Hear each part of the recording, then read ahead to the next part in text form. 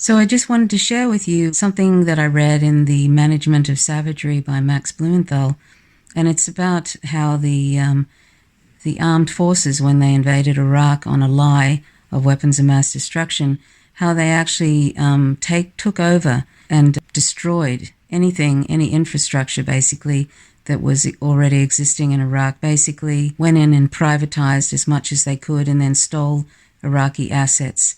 It's really quite astonishing and awful what they did after they invaded Iraq. And of course that was part of the whole plan, was to go in there and steal Iraq assets and then privatize everything and take over.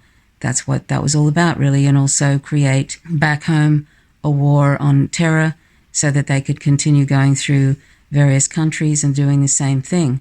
And they actually created, through the vacuum, which even Obama admitted to, they created groups like ISIS. But you can find out all of this in The Management of Savagery by Max Blumenthal in his book. It covers it in great detail.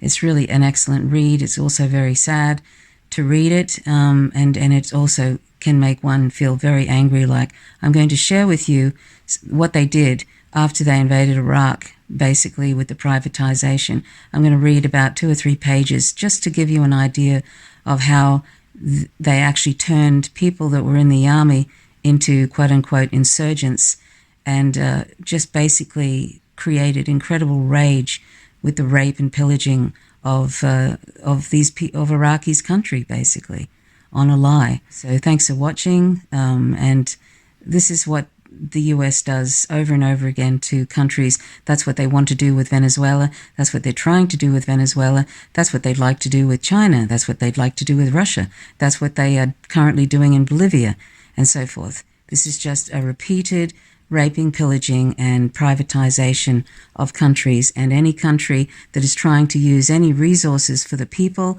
forget about it. The nerve center of the American occupation of Iraq lay within a hyper-fortified conglomeration of pop-up offices, air-conditioned residential structures, and familiar fast food joints known as the Green Zone. Described as, quote, Baghdad's Little America, end quote, by journalist Rajiv Shankar Sakaran, who chronicled the Green Zone in his book Imperial Life in the Emerald City, the coalition's provisional authorities, the CPA, home was a study in neo-colonial arrogance, nepotism, and libertarianism run amok.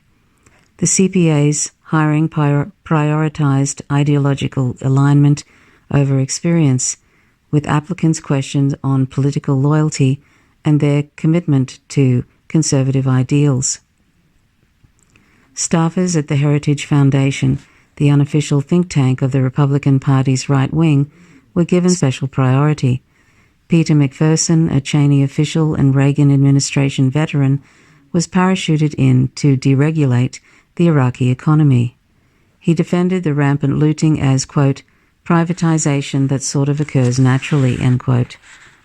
L. Paul Bremer, a veteran of Kissinger's associates appointed to oversee the CPA's Republican Libertarian playpen, turned Iraq into a disaster capitalist laboratory. He imposed a flat tax and imposed the notorious Order 39 on foreign investment. This order, enacted without any local input, privatized some 200 Iraqi state companies, allowing foreign corporations to usurp their assets, and moved all of their profits out of Iraq.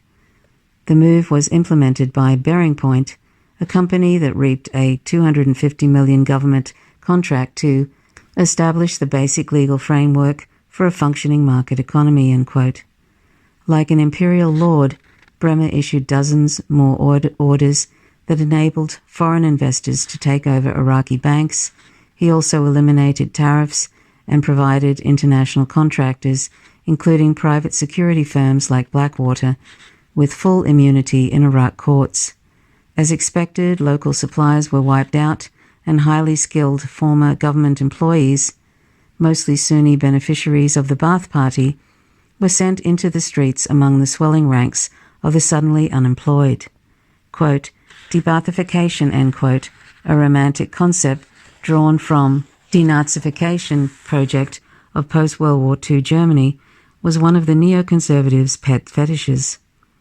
The plan, which called for purging thousands of employees of the Ba'ath Party, had been cooked up in the OSP by Feith with encouragement from Shalabi.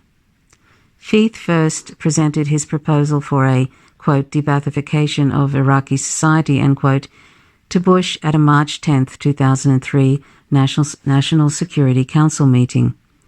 2 months later, he forwarded it to Bremer, who promptly implemented a wholesale purge of Iraq's public sector. Not only did Bremer oust the top level of Ba'athist's hardliners, his order forced as many as 100,000 people out of work, including some 40,000 school teachers who, according to then CIA Director George Tenet, quote, had joined the Ba'ath Party simply to keep their jobs, end quote. The toxic blend of libertarian and neoconservative ideology imposed on a post-colonial Arab state by a collection of Beltway hacks created the perfect atmosphere for armed insurgency.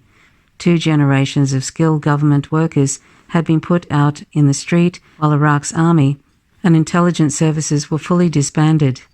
In practice, this meant that the highly adept overseers of Saddam's police state and the battle-hardened commanders of the elite Iraqi Republican Guard were incandescent with rage and open to employment from any outfit that might help them strike out at the Americans.